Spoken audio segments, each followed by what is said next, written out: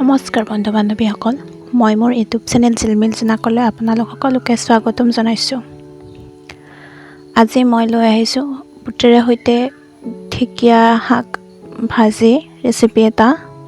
আহকচোন আমি ভিডিঅ'টো আৰম্ভ কৰোঁ। প্ৰথমতে আমি ঢেকীয়াখিনি ধুই অলপ সময় থৈ দিছোঁ।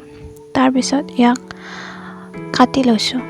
ঢেকীয়াখিনি একেবাৰে সৰুকৈ কাটিব নালাগে। আৰু আমি কেইটামান বুট তিয়াই লৈছোঁ আৰু পিঁয়াজ এটা সৰু সৰুকৈ কাটি লৈছোঁ। এতিয়া আমি কেৰাহীত তেল গৰম হোৱাৰ পিছত পিঁয়াজখিনি দি অলপ ৰঙচুৱা হোৱালৈকে ভাজিম। এয়া পিঁয়াজখিনি ৰঙচুৱা হৈ গ'ল। এতিয়া আমি ইয়াত বুটকেইটা দি দিম।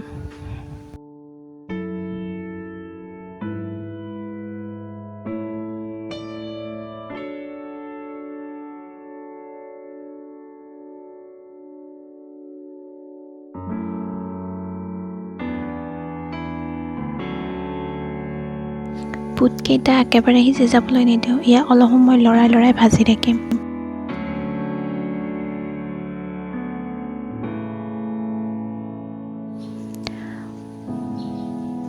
বুটকেইটা অলপ সময় ভজা হোৱাৰ পিছত আমি তাত ঢেকীয়াখিনি দি দিম।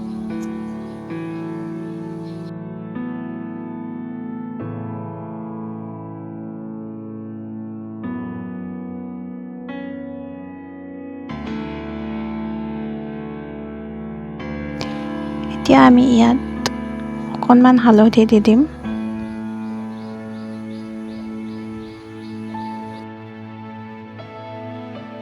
তাৰপিছত আমি এইখিনি লাহে লাহে লৰাই থাকিম।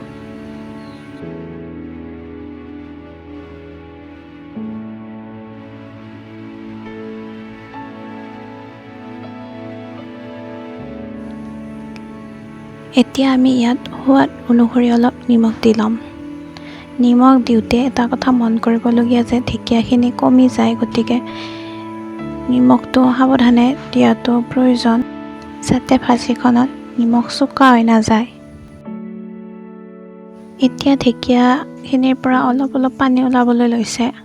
আমি ইয়াত অকণমান জিৰা জালুকৰ গুড়ি দি দিম আৰু লাহে লাহে ইয়াক লৰাই থাকিম।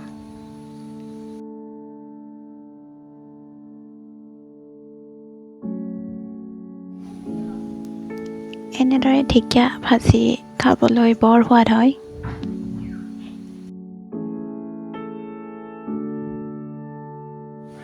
এয়া আমাৰ ঢেকীয়া ভাজি হৈ গ'ল।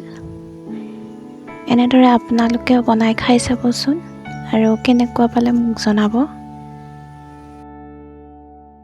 লগতে মোৰ চেনেলটো লাইক, শ্বেয়াৰ এণ্ড ছাবস্ক্ৰাইব কৰি দিব। ভিডিঅ'টো শেষলৈ চোৱাৰ বাবে আপোনালোক সকলোলৈ অশেষ ধন্যবাদ।